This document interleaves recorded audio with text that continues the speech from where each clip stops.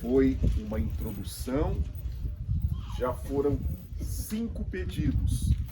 Os 3 pedidos primeiros para Deus acerca da sua majestade, da sua glória e santidade.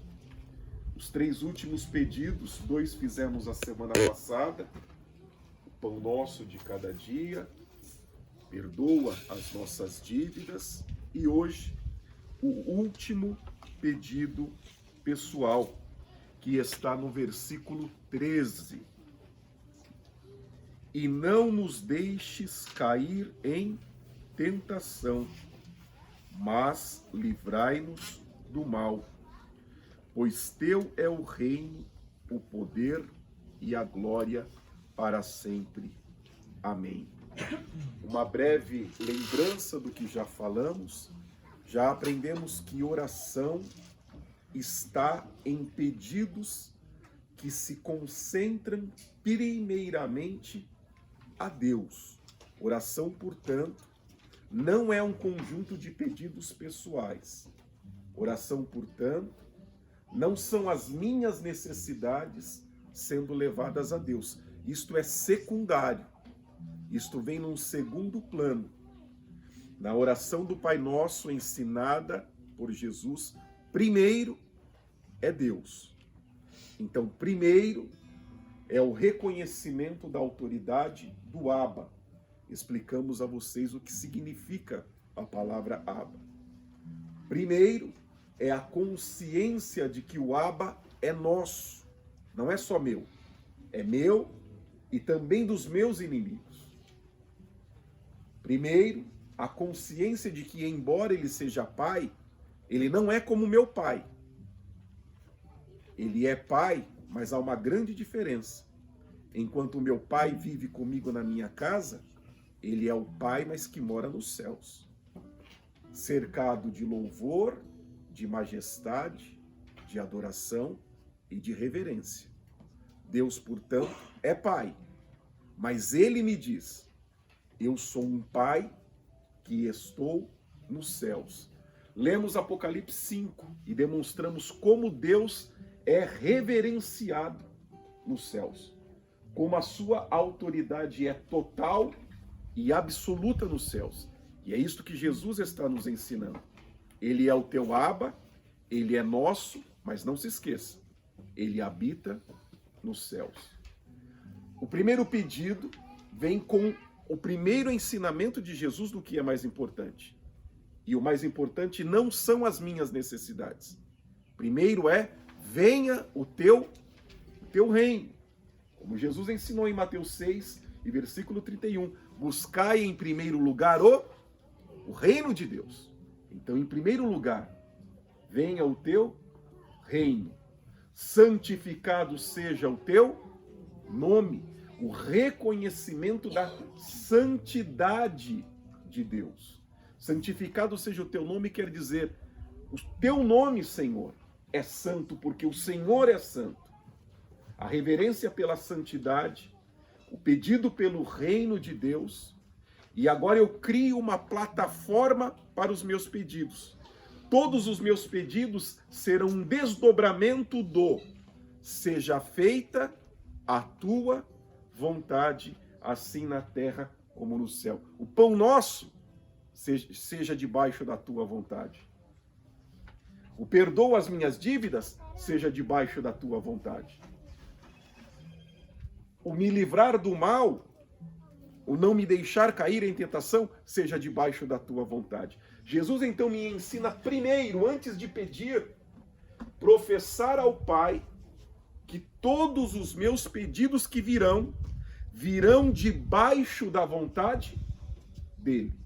Devem ser atendidos se for a vontade dele. Devem ser respondidos se for a vontade dele. Devo ser socorrido se for a vontade dele. Por isso que antes de pedir, Jesus me ensina a dizer: seja feita a tua vontade. É como se eu assumisse nesse momento um compromisso com Deus, dizendo: tudo que eu for pedir a partir de agora, só atenda se esta for a tua vontade. Então, depois de todo esse caminho inicial de reverência a Deus, agora eu vou fazer o meu pedido. E o meu pedido segue os ensinamentos de Jesus. O pão que eu peço como sustento, mas não é para mim, não é o pão meu. Ele ensina, o pão o quê? Nosso. Quer dizer, me dê para que eu possa partilhar. Não é o meu pão, é o pão que é nosso. Me dê, Senhor, para que eu possa compartilhar.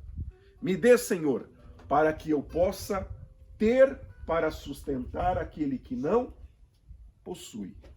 E o pão nosso, que não é meu, mas é nosso, eu só oro pelo meu pão hoje. Porque o meu pão de amanhã eu vou pedir quando? Amanhã. Explicamos a você o significado disto em um paralelo com o que Deus ensina a Israel por 40 anos no deserto. O maná durava apenas um dia. Se alguém guardasse uma porção superior, o pão, o maná, apodrecia. Deus queria ensinar a Israel que eles precisariam todos os dias dependerem de Deus. Todos os dias. Por isso que o pão nosso é o pão nosso de cada dia. Nos dai hoje. É o ensinamento de se depender diariamente do sustento de Deus. Falamos também, no culto passado, sobre o perdão às nossas dívidas. O pedido de perdão é condicionado à minha capacidade também de perdoar. Fizemos a leitura lá do texto de Marcos, em que está escrito: se vocês não perdoar aqueles que pecaram contra você, disse Jesus, o vosso Pai também não perdoará os vossos pecados. O pedido, portanto, de perdão é condicionado à capacidade de perdoar. Logo, perdoar não é uma opção, não é uma escolha. Ele é um dever condicional de estar orando a Deus e dizendo, Deus, só me perdoe se eu perdoar. Porque é isto que a oração ensina. Não é Deus, perdoa as minhas dívidas e ponto final. É perdoa as minhas dívidas assim como tenho perdoado aqueles que pecam, aqueles que me ofendem. Assim como eu perdoo aos meus devedores. Expliquei que isto não é mérito, isto não é obra, isto é compaixão e misericórdia. Jesus, portanto, exige que aprendamos a ter misericórdia. Se somos perdoados, precisamos também perdoar. Se recebemos de Deus compaixão e misericórdia, somos obrigados, porque é uma obrigação, também oferecer compaixão e misericórdia. Caso assim não façamos, Jesus nos deixa claro, não seremos também perdoados por Deus. A inobservação de ensinamentos como estes, e aí nós falaremos daquilo que usualmente fazemos. Usualmente pulamos toda a adoração a Deus na oração, vamos direto às nossas necessidades. As nossas necessidades, que são interesses nossos, não é faça-se a tua vontade, assim na terra como no céu. É faça a minha vontade, supra a minha necessidade. E depois de terminar de fazer os meus pedidos, eu também encerro a minha oração. É por isso que lemos a vocês Tiago capítulo 4. Tiago 4 diz, orais, pedi e não recebeis, porque pedi o quê? Mal. O que é pedir mal? Pedir para a sua própria felicidade. Então, se aprendemos que a oração é pedido para me fazer feliz, a Bíblia diz que isso é orar mal. Orar mal. Para gastar em vosso próprio deleite. Para proporcionar o seu próprio prazer. E Deus está dizendo, isto é pedir mal. Por isso, pedi e não recebe. E Deus não atenderá. E Deus não fará se a minha oração não for uma oração, primeiro, que exalte a glória de Deus, que me submeta em santidade à autoridade da vontade dele, para que os meus pedidos possam, então, ser feitos. O que estamos dizendo é, não se aprende a orar orando. Pode ser a experiência que tivemos religiosa, mas não se aprende a orar orando. Se aprende a orar sendo ensinado a orar. Os discípulos de Jesus não aprenderam a orar orando. Os discípulos de Jesus aprenderam a orar sendo ensinados a orar. E em todos os 3 cultos que passamos, mostramos a vocês, como faremos também hoje, textos de ensinamentos sobre citações que Jesus faz do Pai Nosso. Logo, a oração do Pai Nosso não é uma oração inventada por Jesus. Não é uma oração espontânea. Porque todas as palavras e citações do Pai Nosso estão presentes nos seus ensinamentos. Em outros momentos, em outras situações, ele fala destes mesmos princípios. Não é diferente, e nós mostraremos hoje nos ensinamentos de Jesus, o não nos deixe cair em tentação, o nos livrai do mal, ou outra tradução possível, nos livre do maligno. Nós veremos que estes pedidos não são frutos do acaso, isso estão presentes nos seus ensinamentos.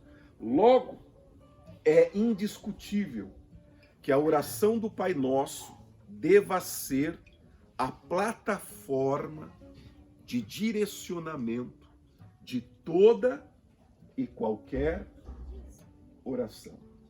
Com isso, Deus nos responde a todas as orações que não foram respondidas, a todos os pedidos que não foram atendidos. E Deus me responde dizendo: pedi e não recebeis, porque você pede mal. A única pessoa que existe na sua oração é você. Os únicos interesses que existem na oração são os seus interesses. E é por isso que você não é ouvido. Porque na oração, você não é o principal. Na oração é o Abba, que é nosso, que estás nos céus, que seja santificado o teu nome, que venha o teu reino, que seja feita a tua vontade. Isto é o principal. E depois de exaltar a Deus, virão as suas necessidades. Frisamos a você que isto é o que se faz no céu. No céu, pelas narrativas de Apocalipse, e por isso eu li com vocês Apocalipse 5. O comportamento do céu é este. Primeiro, a glória de Deus. Primeiro, o reino de Deus. Primeiro, a vontade de Deus. E depois as nossas necessidades. A oração do Pai Nosso é, portanto, uma oração feita por aqueles que irão morar no céu. E por isso tem a mesma postura que se tem no céu, narrado por João em como os anjos se relacionam com Deus e se comportam. A oração do Pai Nosso nos leva ao mesmo ensinamento. Primeiro Deus, a glória de Deus, o reino de Deus, exaltar a Deus e depois de tê-lo adorado, as nossas necessidades. Hoje, portanto, vamos para o versículo 13 que diz: e não nos deixes cair em tentação. Oramos a Deus para que não caiamos em tentação, porque somos sem Deus, incapazes de enfrentar o mal. Amém? Vou repetir. Oramos a Deus para que não nos deixe cair em tentação, porque o homem é, por si só, incapaz de enfrentar o mal. Veja o mundo que nós criamos. O mundo que nós criamos é um mundo de desigualdade. O mundo que nós criamos é um mundo de violência. O mundo que nós criamos é um mundo de abusos. O mundo que nós criamos é um mundo de fome. Este é o nosso mundo. A nossa sociedade é o retrato do que nós somos. Vamos falar da nossa realidade brasileira, porque não precisamos lembrar dos famintos da África. Vamos falar da nossa realidade brasileira. 50 milhões de brasileiros vivendo na linha de pobreza.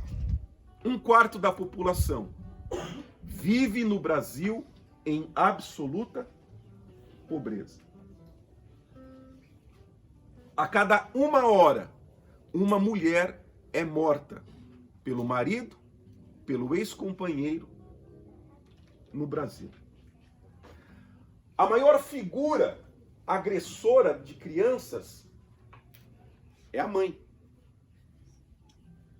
A maior figura de abuso sexual contra crianças é do pai. Isso que eu estou dizendo a você, você facilmente verifica no Google dados estatísticos. Se pensamos que o abuso sexual de crianças é feito pelo tio, pelo vizinho, não no Brasil. No Brasil, pelo número de ocorrências registradas, a maior figura agressora em abuso sexual de crianças é sempre o pai. A figura espancadora, violenta contra crianças é a mãe. As mulheres são mortas, o feminicídio, a maior figura agressora do feminicídio não é o ladrão que está na esquina. É o marido ou o ex-marido. É aquela com quem um dia ela compartilhou o mesmo teto.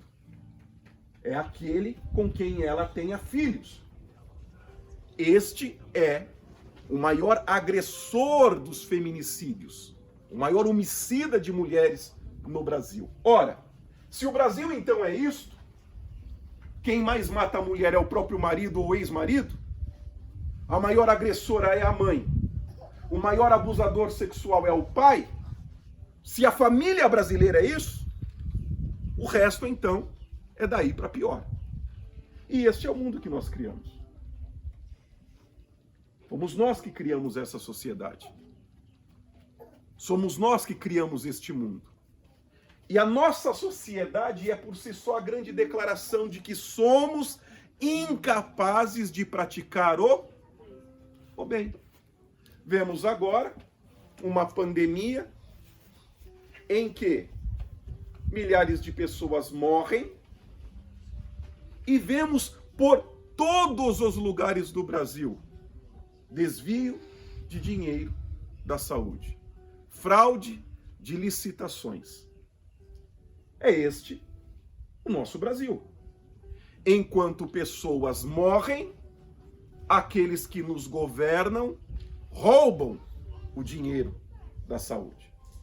Isto em São Paulo, isto no Rio de Janeiro, isto em Minas Gerais, em todas as grandes capitais, cidades do interior.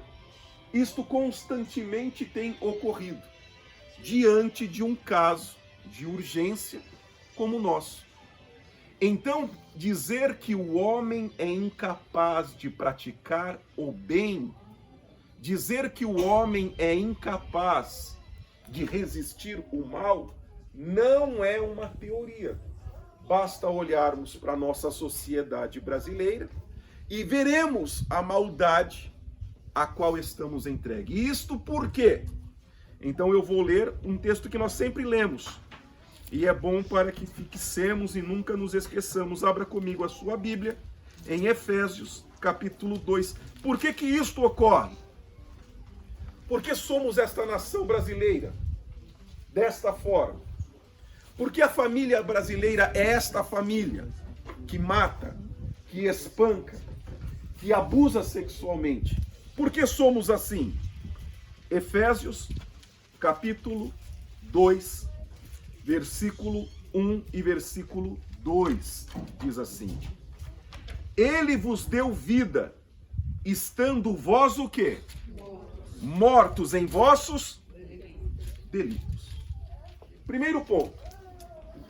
Sem Deus, todo homem, sem nenhuma exceção, sem Deus, todo homem, sem nenhuma exceção, está morto nos seus pecados.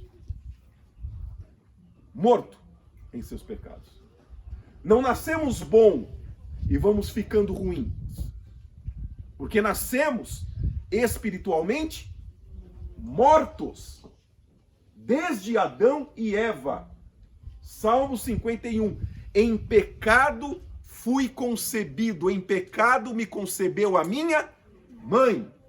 Salmo 51 é a oração de Davi por ter cometido um homicídio indireto de Urias, por ter se deitado com a mulher de Urias, um adultério, e na oração do Salmo 51, Davi está dizendo: Deus, eu não sou mal por causa disso.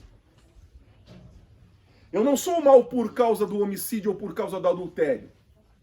Eu sou mal desde que eu nasci.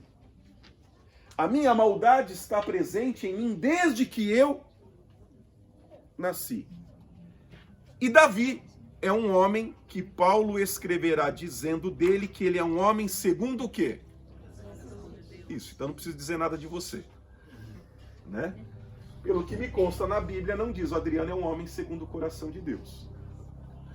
Pelo que me consta, não diz o seu nome que você é um homem ou uma mulher segundo o coração de Deus. Se aquele que é segundo o coração de Deus o é pela sua honestidade, sinceridade e verdade, em admitir que a sua maldade é desde o seu nascimento, quanto mais nós, que podemos não ser segundo o coração de Deus, estaremos na mesma situação.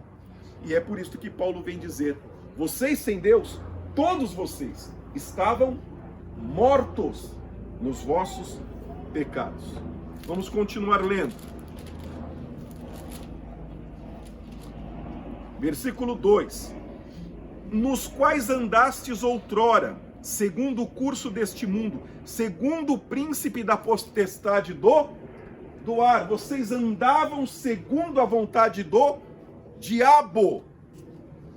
Vocês eram dominados pelo diabo. O espírito que agora atua nos filhos da desobediência. Vocês estavam mortos e vocês viviam em desobediência sob a autoridade do diabo. Versículo 3. Entre os quais também todos nós andamos outrora. Todos, inclusive nós que somos cristãos hoje. Paulo está dizendo. Todos éramos assim. Todos estávamos mortos. Todos estávamos seguindo a maldade e a desobediência do diabo. Segundo as inclinações da nossa carne, fazendo a vontade da carne e dos pensamentos. E éramos, por natureza, espontaneamente, éramos filhos da ira. E da ira de quem? De Deus. Todos os homens, portanto, nascem mortos em seus pecados, marcados pela desobediência e sob a ira de... Ou não é isso que está escrito na Bíblia, irmão? O problema é que tem gente que só leu Jesus na cruz, que diz: Pai, perdoa porque não sabe o que fazem. Aí não leu o resto da Bíblia. Né? O problema é isso. O problema é que se lê o que interessa. O que não interessa, não lê. Ora, é a Bíblia que está te dizendo que estávamos mortos, desobedientes e filhos da ira de Deus. É por isso que nos é impossível resistir à maldade. É por isso que somos incapazes de praticar o bem. No Brasil, como sempre digo, o João de Deus era o João do diabo. Não é? As boas obras, as famílias acolhidas, as pessoas curadas e mais de 300 mulheres sexualmente abusadas. É esta maldade, é esta perversidade, é esta realidade do que nós vemos e vivenciamos aqui no nosso Brasil. É esta a nossa sociedade. morta nos seus pecados, sob a desobediência de Deus e filhos da ira de Deus. Tudo isto é rompido, então, quando Cristo nos salva. Versículo 4. Mas Deus, sendo rico em misericórdia, por causa do grande amor com que nos fomos salvos, por causa do quê, irmãos? Do amor de quem? Nós não somos salvos por causa da gente. A gente não é salvo por aquilo que a gente é. A gente é salvo por causa do amor que é de Deus. Porque nós estamos mortos, desobedientes e filhos da ira. Nós não somos salvos por causa de nós. Nós somos salvos por causa do amor de Deus. Versículo 5. E estando nós mortos em nossos delitos, nos deu vida juntamente com Cristo. Pela graça, mesmo que vocês não mereçam. Pela graça, mesmo que vocês não tenham feito absolutamente nada para merecer. Pela graça, por um ato de imerecimento, vocês agora estão salvos. Amém? Então faz muito sentido e fica claro porque que Jesus diz: orem dizendo, não nos deixe cair em... Porque sem ele estamos mortos, sem ele somos desobedientes, sem eles estamos sob a ira, sem ele estamos sob a ira de Deus. É por isso que Jesus diz, vocês precisam orar e precisam dizer a Deus, para que Deus, que pela graça vos salva, também não vos deixe cair em tentação.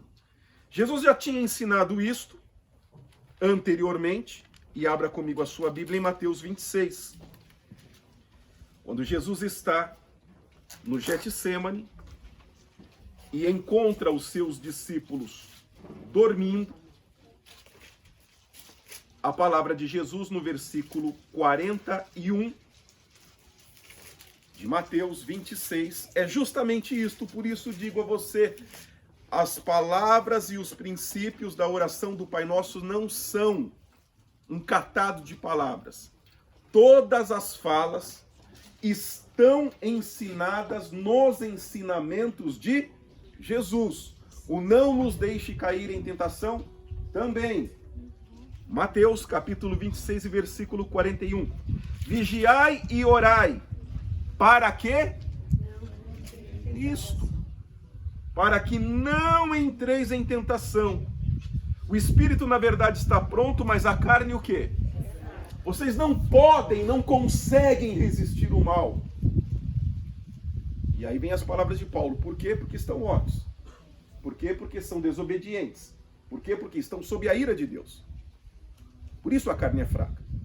Vocês são incapazes de resistir à maldade. São incapazes de resistir ao pecado. E por isso precisam de Deus. Precisam de Deus. E por isso oramos dizendo, não nos deixe cair em tentação.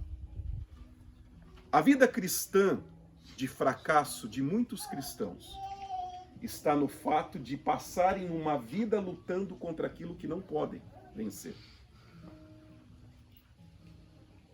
Foram biblicamente mal ensinados.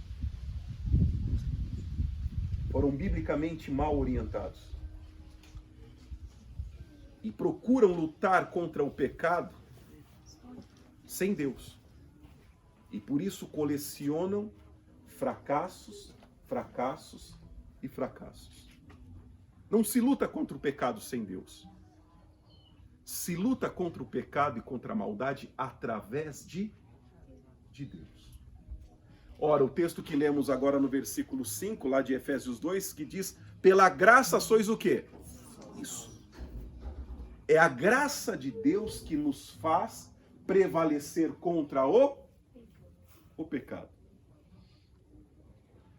Em nossas lutas, em nossas tentações, oramos pedindo a Deus graça do Espírito Santo. Graça do Espírito Santo. A mesma graça que nos salva. É a mesma graça que nos fortalecerá para nos afastarmos do mal. Uma graça que é pedida na forma do quê? De orar. Sem orar é impossível vencer o mal, irmão. É impossível resistir o pecado. É impossível caminhar pela luz. Porque a maldade é enfrentada através da oração daquele que clama a Deus e pede a Deus o quê? Graça no Espírito Santo. Uma graça que nos é dada desde a conversão e que sem Deus é impossível de se operar. Vamos lembrar o que Jesus falou com Nicodemos em João 3. Te é necessário o quê? Nicodemos faz uma colocação pertinente. Como posso eu, sendo adulto, voltar ao ventre da minha mãe? Resposta de Jesus. Aquele que não nascer da água e do Espírito Santo jamais entrará no reino dos céus.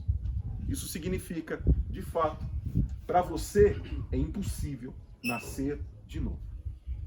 Você jamais conseguirá nascer de novo. Absolutamente impossível. Porque para que você possa nascer de novo, é necessário que haja uma intervenção do Espírito Santo. Aquele que não nascer da água e do Espírito, jamais entrará no reino dos céus. E isto vem desde a nossa conversão. Esta incapacidade humana diante da graça divina. O que Jesus está ensinando é o que ele sempre ensinou. Ora, se somos salvos por uma intervenção de Deus, como poderemos enfrentar a maldade se não por meio desta mesma intervenção? Esta mesma intervenção. E isto vem na oração de Jesus, na forma de se orar e dizer: não me deixes, Deus, cair em tentação. Dá-me a tua graça. Ensina-me o teu caminho. Ilumina a minha alma. Ilumina o meu coração para que eu entenda a tua vontade. É isto que fazemos quando não conseguimos perdoar. Ajuda-me a perdoar. Ensina-me o teu caminho de misericórdia. Dá-me o amor com o qual eu deva amar. Dá-me o perdão com o qual eu deva perdoar. É uma vida que se coloca diante de Deus e pede graça do Espírito Santo. A graça do Espírito Santo. Ora, não cair em tentação é, portanto, a consciência de que sem Deus é impossível. E por isso eu oro todos os dias. Porque eu preciso constantemente da graça de Deus. E é a oração diária, de todo dia, da alma que pede a Deus graça, que nos permite ser melhor do que somos por meio do Espírito Santo. Diante de todas essas verdades, você já imaginou o estrago que é a sua vida uma semana sem oração, irmão? Agora que a gente sabe que é isso, imagina como que é a sua vida uma semana sem oração. É por isso que a vida fica desgraceira que tá. Entende? É por isso que a vida é a desgraceira que é. Porque se eu sou incapaz de enfrentar a maldade, e eu preciso pedir graça a Deus em oração, e eu sei quanta maldade cerca a minha vida, e eu não oro, aonde que isso vai dar? E então a gente pergunta a Deus, por que? Deus está te respondendo por que hoje. Amém? Por que, Deus, minha vida está assim? Por que, Deus, as coisas não andam? Por que, Deus, as portas não abrem? Por que, Deus, essa angústia, essa tristeza?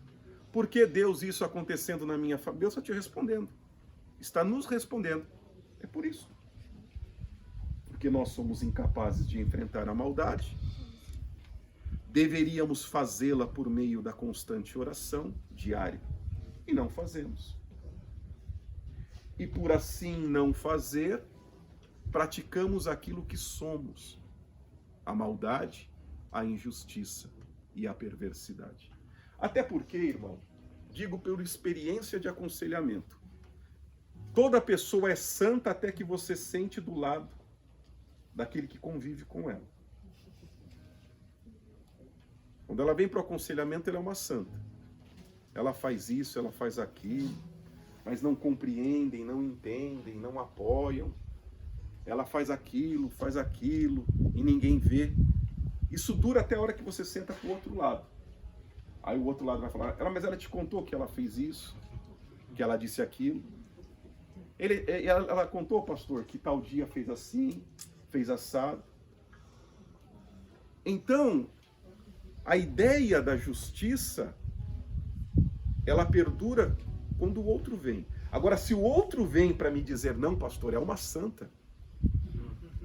Vamos falar do marido e mulher. Se a tua mulher disser para mim: não, ele é um santo, justo, bondoso, eu vou acreditar que realmente você é bom.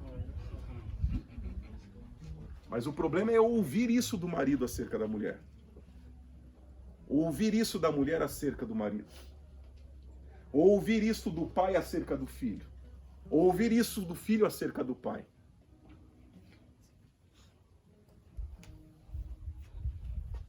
Veja, portanto, que o que existe ali é um coração vaidoso, egocêntrico e egoísta, em que vê somente a si mesmo e não consegue ver o outro. Por isso que toda a razão é dele. Por isso que o único que está certo é ele. Isso é egoísmo. Isso é egocentrismo. Isso é soberba. Eu me vejo, mas não consigo ver o outro. Isto é egoísmo. E aí eu vejo que alguém sai do santo para alguém egocêntrico, egoísta, individualista. E é por isso que ele é sempre a vítima do que é feito. E ele nunca é o agressor, porque ele não consegue ver as agressões que pratica, a maldade que pratica. E não consegue ver porque no mundo dele só existe ele. Por isso digo a você, se não oramos diariamente pedindo graça a Deus, nos é impossível vencer a maldade desta vida. E viveremos sempre uma vida de fracasso, até o momento em que aprendemos a depender do Espírito Santo, para que Ele nos dê graça através da oração, para enfrentar a maldade da vida. Este é o caminho que Jesus nos ensinou. Desde o princípio está dito: a carne é fraca. Você é incapaz de enfrentar a maldade. Enquanto insistirmos em sermos bons, conseguiremos no máximo sermos soberbos, egocêntricos e egoístas. Quando orarmos a Deus dizendo: não me deixe cair em tentação, aí conseguiremos começar a ver o outro, a ver a maldade que praticamos, a dureza das nossas palavras, a frieza dos nossos comportamentos. Aqueles que estão ao nosso lado e são feridos por nós. Porque o Espírito Santo nos dará graça para entendermos que sem Deus estamos distantes de qualquer caminho de bondade. Não só não me deixes cair em tentação, mas me livra do mal. Algumas Bíblias trará como tradução, mas nos livra do maligno. Abra comigo a sua Bíblia em Mateus, capítulo 17 e versículo 21. Eu não vou pregar, porque já preguei sobre esse texto quando falamos sobre jejum. Então eu não vou pregar o texto, mas vou só lembrar. Mateus 17, 21. Quando os seus apóstolos não conseguem expulsar um demônio, e vem perguntar a Jesus por que não conseguiram, a resposta é: mas esta casta não se expele senão por meio do quê? Oração e jejum. Já aprendemos o que é jejum? Que jejum nada mais é que uma forma mais intensa e profunda de oração. Jesus está dizendo: o demônio se enfrenta por meio da oração. Abra comigo em Mateus 4. Veremos que isso é exatamente o que o Espírito Santo faz com Jesus. Mateus capítulo 4 diz assim: a seguir foi Jesus levado pelo Espírito Santo ao deserto para ser o quê? Tentado pelo diabo. E o que Jesus faz nos 40 dias que antecede a tentação? O que ele faz? Jejua e ora. E isso me faz perguntar, irmão, como que a gente quer enfrentar o diabo sem oração? Como? Como isso acontece? Como que faz isso? Se Jesus, o Deus encarnado, o Verbo de Deus, a glória do unigênito do Pai, ora e jejua por 40 dias para enfrentar o diabo. Como que se enfrenta o diabo sem oração? Que diabo se enfrenta numa vida que não ora? E que não ora todos os dias? Que diabo que se enfrenta? Que maldade que se resiste? Se a verdade é isto. Uma verdade que Jesus não só ensina, mas ele mesmo o quê? Pratica. Quando ele é levado pelo Espírito Santo ao deserto para enfrentar o diabo, ele se dedica a 40 dias de oração e jejum. Quando seus apóstolos não conseguem expulsar um demônio, ele explica: este tipo de demônio só sai com oração e jejum. Que mal que estamos enfrentando na vida, irmão? Que mal estamos resistindo na vida? Numa vida que não ora. Numa vida que ora uma vez ou 2 vezes por semana. Perceba, portanto, que a vida é aquilo que na verdade nós somos. As coisas estão, não é por causa de Deus. As coisas estão assim por causa de nós mesmos. Porque isso tudo que estamos lendo, como eu sempre volto a falar, não foi escrito a semana passada. As coisas já são assim antes de você nascer, antes do seu pai nascer, antes do seu avô nascer. As coisas sempre foram assim. E a vida sempre foi o que foi quando não há oração.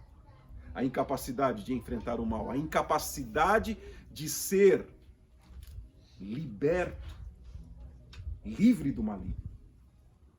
Impossível. Quando não há uma vida de oração. Quando não se ora para enfrentar o mal. Nós vamos caminhar vendo isto de uma maneira mais clara. Abra comigo a sua Bíblia em Efésios, novamente, Epístola aos Efésios, em seu capítulo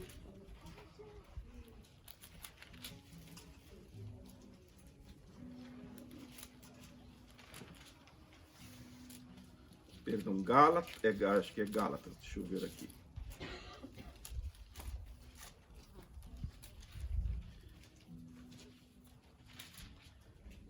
E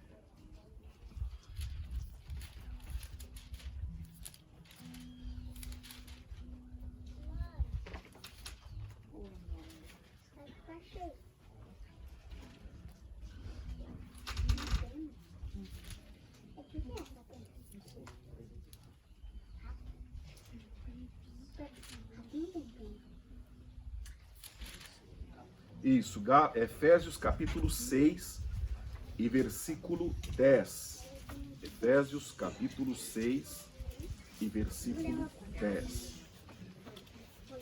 Nesse texto, Paulo sistematiza, ele explica detalhadamente como se enfrenta as tentações, como se resiste às tentações e como se enfrenta o maligno.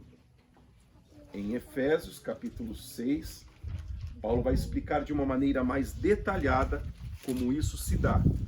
E nós procuraremos então compreender qual o papel da oração em resistir às tentações e enfrentar o maligno. Efésios 6 e 10 diz: quanto ao mais, sede fortalecidos no Senhor e na força do seu poder. Revesti-vos de toda a armadura de Deus para poderdes ficar firmes contra as ciladas do diabo. Só é possível ficar firmes diante da cilada do diabo desde que estejamos o quê? Revestidos, fortalecidos por Deus. Ora, a armadura de Deus não é, portanto, um item de luxo. Estar fortalecido e revestido é necessário para resistir, para ficar firme diante das ciladas do diabo. O que Paulo está ensinando é o que ele aprendeu com Jesus. Vigiai e orai para que não entreis em tentação.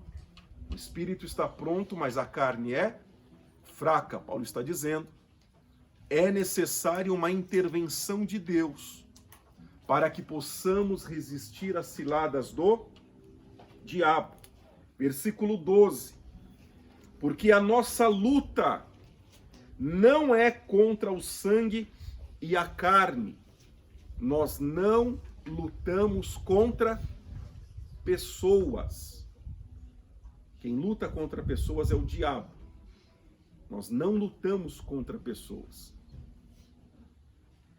E sim contra principados, potestades, dominadores deste mundo tenebroso, contra as forças espirituais do mal nas regiões celestiais. Como que se enfrenta a maldade no mundo celestial? Como faz isso? Entende? Como se reveste desta armadura ou se fortalece no Senhor para enfrentar o diabo nas regiões celestiais? Como que se enfrenta este conflito espiritual?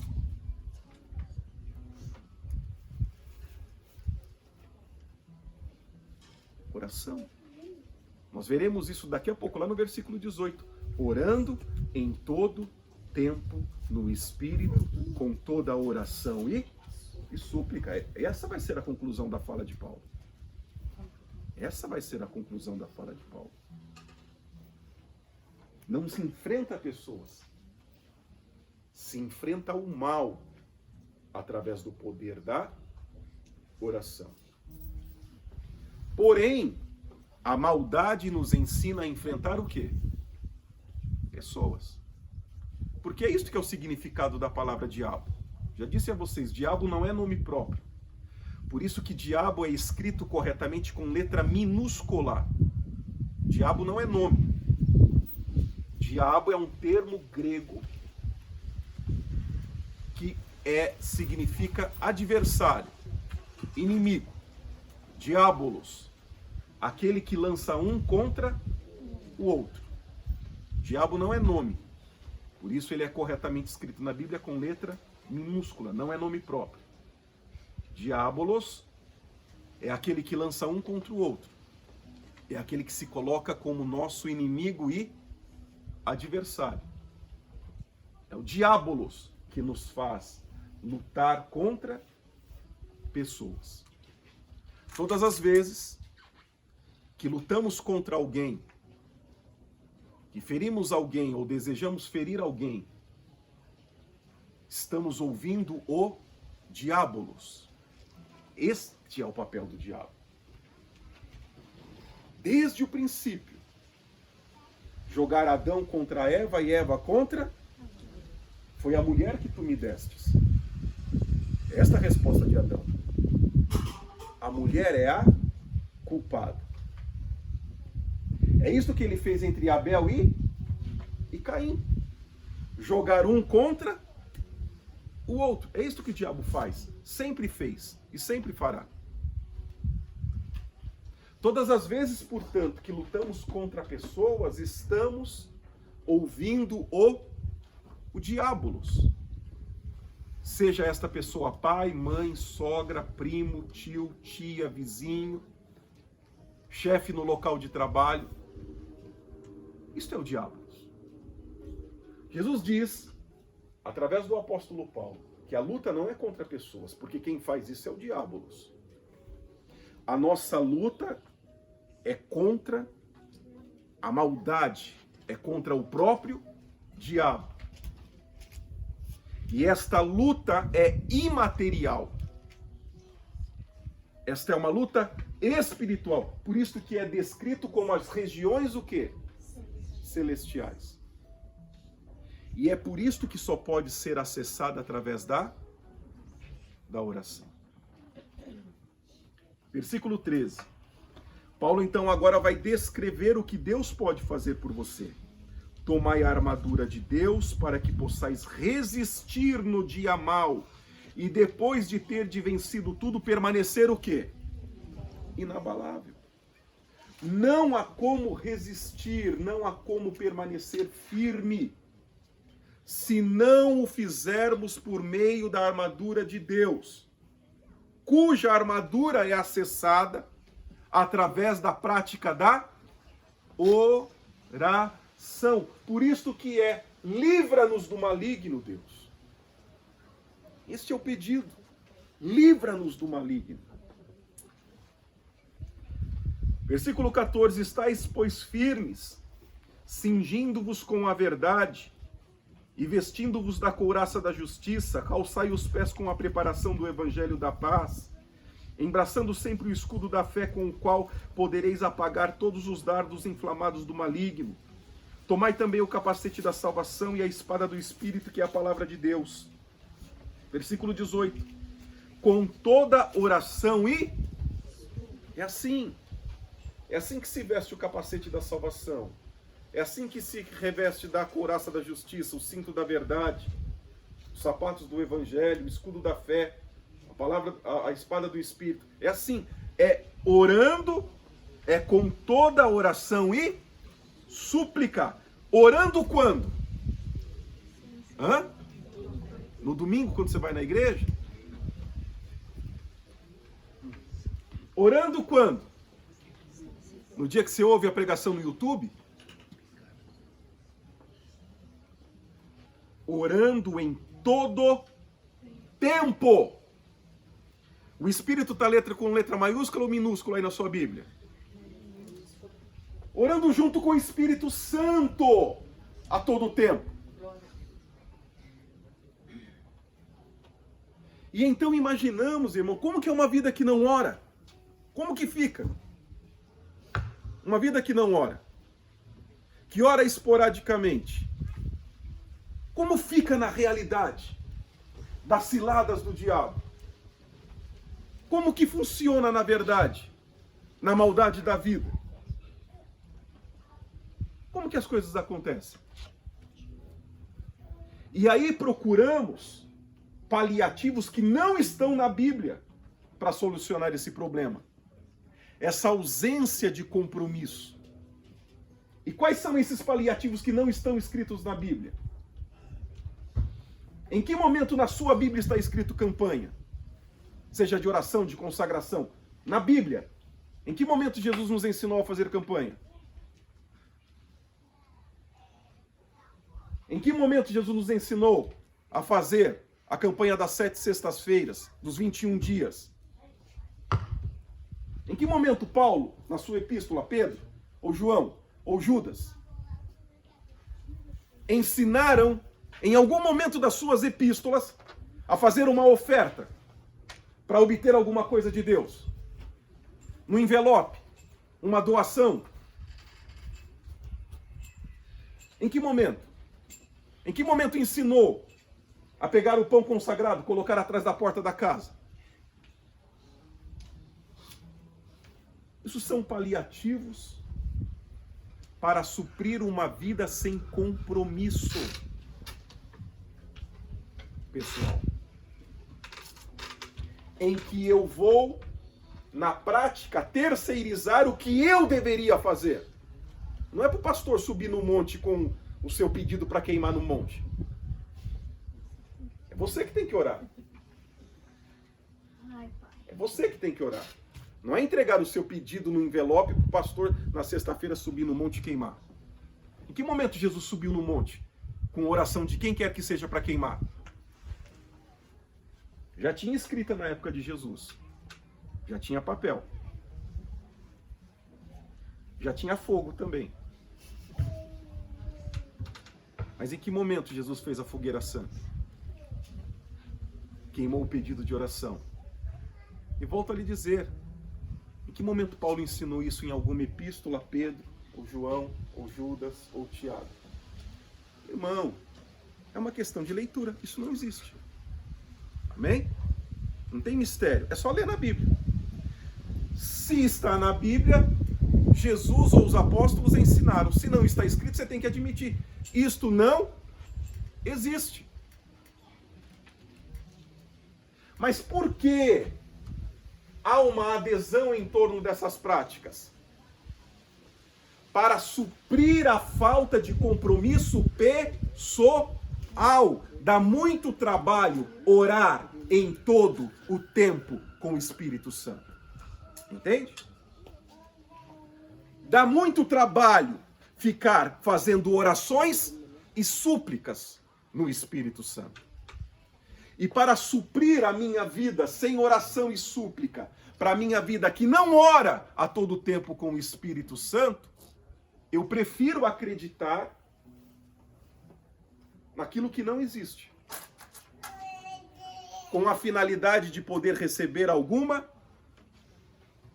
coisa, para que Deus faça alguma coisa. Por mais que isto seja duro, irmão, é melhor ouvir a verdade do que continuar frustrado na mentira. E sabe o que é o maior prejuízo de tudo isso?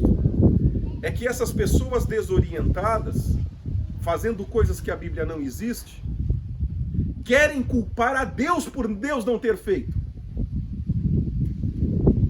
Porque ela foi na campanha, ela ofertou, ela participou e Deus não fez. Estou dizendo a você porque constantemente eu tenho que corrigir essas pessoas no aconselhamento pastoral. E lembrá-las que, onde que ela leu isso? Que ela fez, eu acredito que ela fez, mas onde ela leu isso?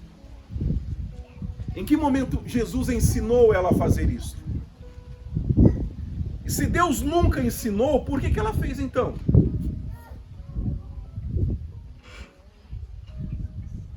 E se Jesus nunca ensinou e nunca falou, como se cobra de Deus aquilo que ele nunca se comprometeu a fazer?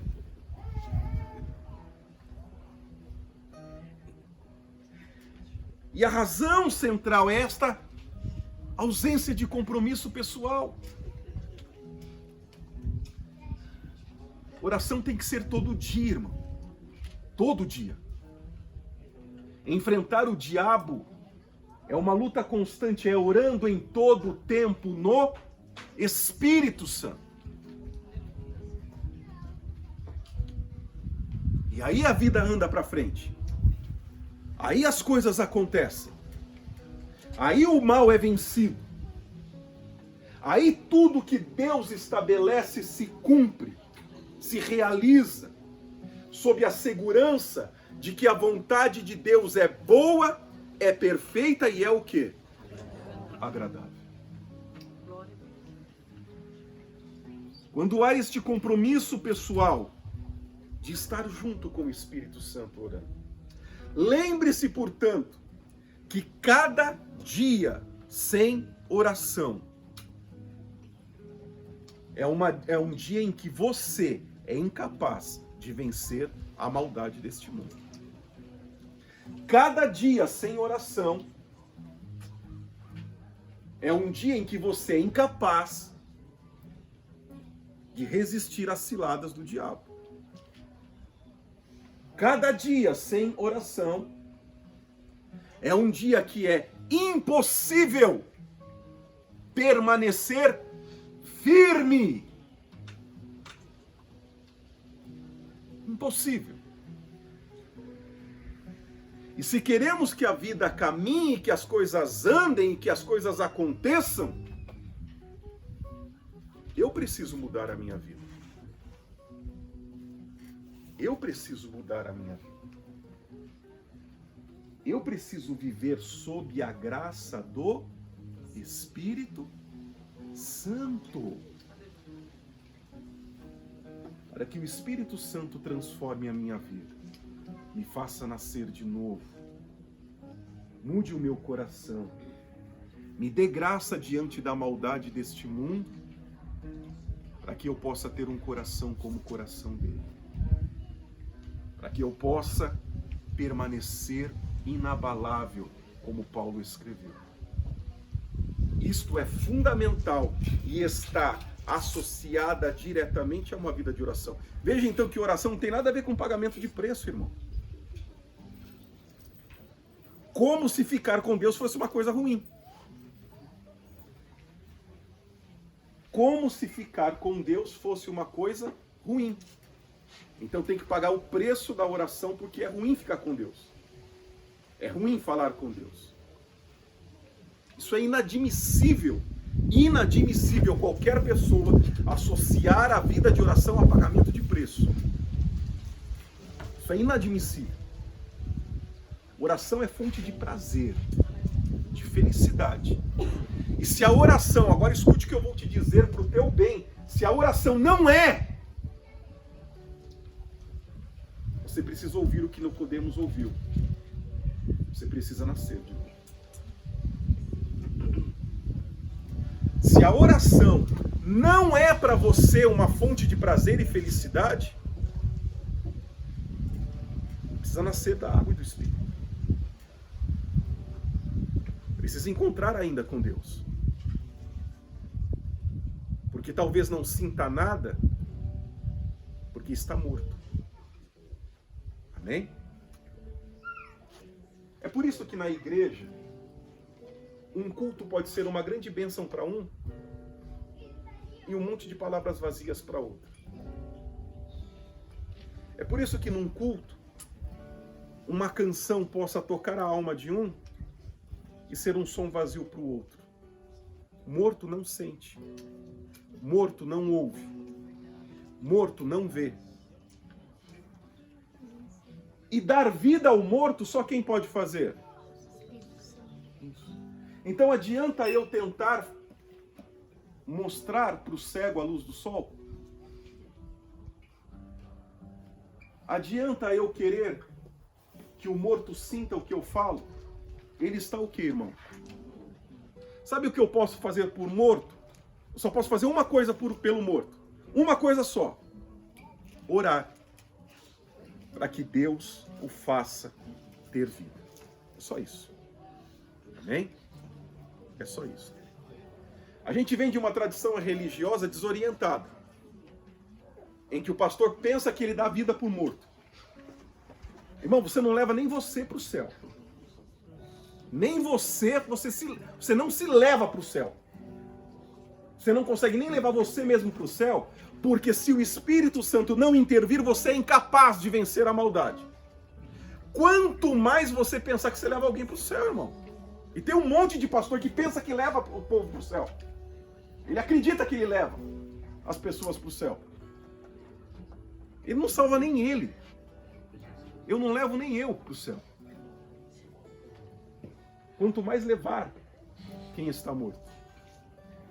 O máximo que eu posso fazer para o morto é orar para que Deus possa ressuscitá-lo. E sabendo que dentre alguns mortos no campo do Senhor, que é a minha igreja, nunca serão ressuscitados. Porque quem que semeou o joio no meio do trigo? Quem que foi que semearam? Isso! Quem que plantou o joio no campo do Senhor? O diabo. O joio que está na nossa comunidade foi trazido por Deus? Quem trouxe o joio? É ruim ouvir isso, mas é o que está escrito na Bíblia. Quem que trouxe o joio e plantou lá no campo do Senhor? É o diabo. Se o servo do campo não pode nem tirar o joio, quanto mais imaginar que ele transforma joio em trigo, irmão. Viver com a realidade de que no campo do Senhor que pastoreamos, há joio que só está esperando o dia da colheita para ser juntado e lançado no fogo. E quando eu, pastor, olho, eu preciso ter um olhar o quê? Bíblico. Eu preciso ter um olhar bíblico no pastoreio. Há pessoas, portanto, que eu acho que não dou jeito? Claro que sim. Claro que sim. Que eu tenha esperança nenhuma. Porque se Deus não mudar, não vai mudar, irmão. Não vai mudar. Posso colocar nas minhas costas, vai chegar no final da vida, vai ser lançado no fogo. O que eu posso fazer é o que eu faço todos os dias. É orar para que Deus, como diz lá o texto de Coríntios 11, Paulo diz lá em Coríntios 11 que por não observarem a sacralidade da ceia, e pior então daqueles que não tomam ceia, por não observar a sacralidade da ceia, é por isso que há entre vós muitos doentes e não poucos que dormem. Uma outra tradução possível, não poucos os que estão mortos. Ou não é isso que está escrito lá em Coríntios 11? Por isso há entre vós muitos fracos, doentes e não poucos que dormem.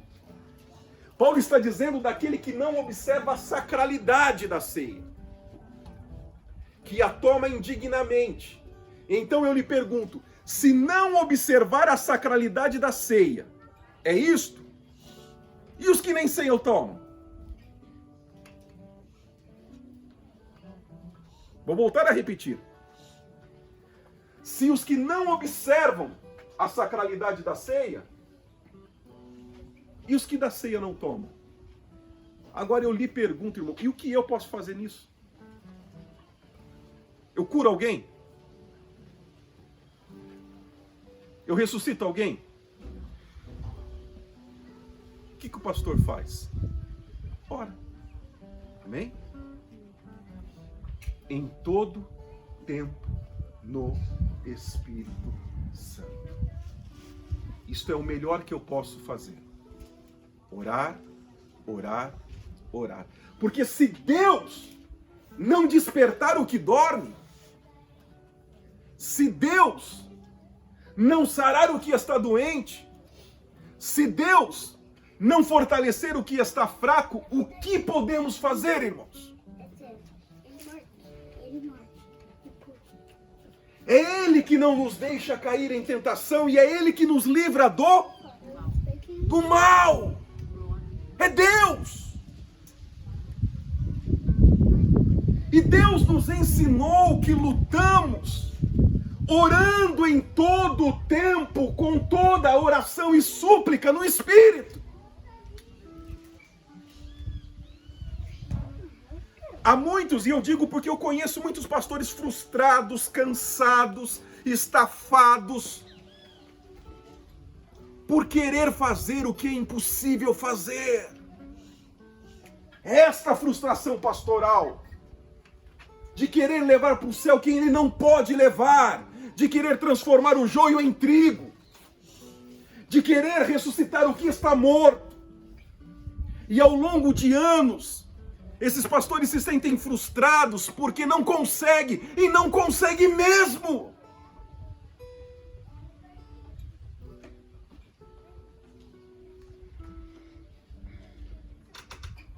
Eu não estou cansado. Eu não estou estafado. Eu não estou exaurido. Procuro ouvir a voz de Deus e me colocar no meu lugar. E o meu lugar na casa do Senhor é só o servo do dono do campo. É só o servo que tem que obedecer o que o dono do campo quer. E o dono do campo me disse: deixa o joio lá. Só separa ele, e não é nem você que vai separar. Os anjos irão separá-los no dia da colheita. Eu sou só o servo do campo. E a mim compete apenas obedecer.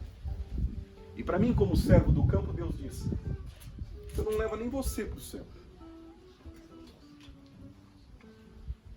Nem você consegue vencer o mal sem a graça de Deus. A única coisa que você pode fazer é orar e dizer: Pai, não me deixes cair em tentação, mas livra-me do mal. O que eu posso fazer é orar e dizer: Senhor, sara o que está doente, fortalece o que está fraco, ressuscita aqueles que dormem. O reino de Deus, disse Jesus, é como uma semente. Você joga, planta e faz o quê? Vai todo dia e fala: cresce, cresce, aconselha a semente. É assim que faz? Hã? Experiência que todos nós tivemos na escola: planta feijão, o algodão no copo com água. Você coloca lá e fica todo dia: cresce feijão, cresce feijão. Todo dia você vai lá conversar com o feijão para ele crescer, aconselhar o feijão, chamar o feijão, tomar café com o feijão. Você planta, senta e faz o que, irmão? Espera. Quem que vai fazer crescer? Deus vai fazer crescer. Amém? Deus vai fazer crescer. Tão Deus, tão Deus, tão Deus, que não existe tecnologia científica para inventar grão. Você pode manipular o que já existe, mas você não inventa grão, você não cria em laboratório grão. Você não faz o grão germinar em laboratório. Você altera, melhora ou piora o que existe. Mas você não consegue fazer. O homem não faz florescer nada. Porque o único que faz brotar e germinar e crescer é Deus. Então se planta, senta e espera quem? Deus. O homem do campo espera o quê? O tempo do sol que Deus vai dar. Porque que controle você tem sobre o sol? O tempo de Deus, quando Deus queira fazer o quê? Chover. Pois que poder você tem sobre a chuva? Simplesmente planta, senta e espera que a graça de Deus lhe dê uma boa colheita. Assim é a vida. Assim é a vida. Lança-se a semente do Evangelho e faz o que depois? Senta, ora a todo tempo no Espírito. Porque Deus vai escolher qual semente brota e qual semente não brota. Deus vai escolher qual semente floresce e qual semente não floresce. É Deus que vai escolher. E a mim cabe apenas orar, esperar e continuar semeando, e semeando, e semeando. E é isso que é o papel do pastor. E você não vai se exaurir, e nem se cansar, e nem se aborrecer, se você souber qual é o seu limitado papel no reino de Deus. É só um semeador. Quem faz tudo o resto é Deus. É Deus que vai fazer florescer, é Deus que vai abençoar, é Deus que fará crescer, é Deus que fará frutificar. O que a gente faz é apenas orar em todo tempo no Espírito Santo com toda oração e súplica, e Deus agirá segundo a sua vontade. Seja feita a tua vontade, assim na terra como no céu. Amém? Vamos nos colocar em pé. Glória a Deus.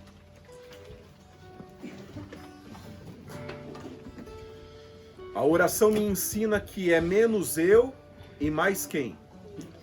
Isso. É isso que você precisa na sua vida. Menos você e mais Deus. Menos você e mais Deus. Lembre-se disso, irmão. Você não leva nem você para o céu. Amém?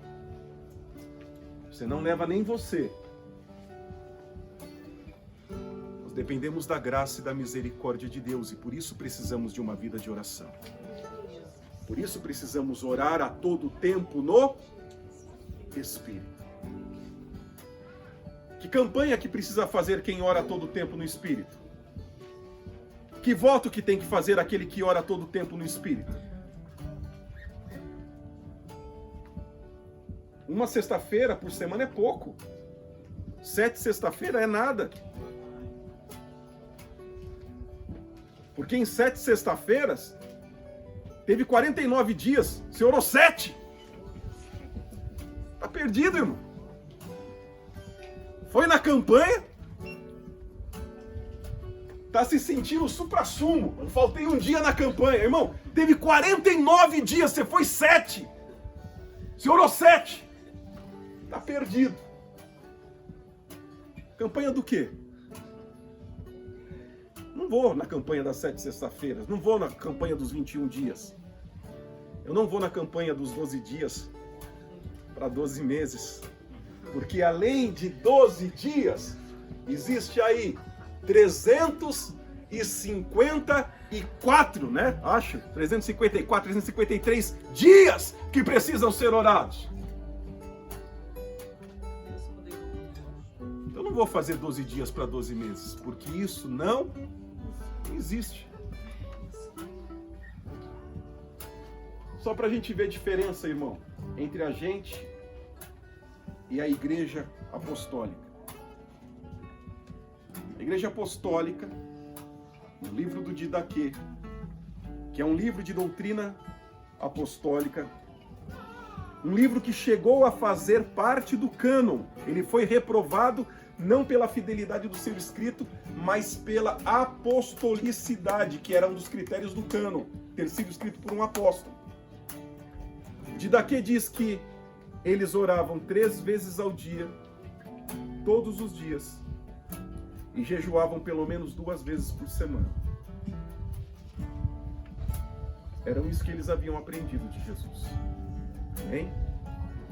Orarem pelo menos 3 vezes ao dia e jejuarem pelo menos 2 vezes por semana.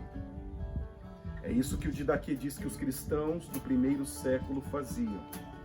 Eles aprenderam que precisavam orar a todo tempo no Espírito Santo.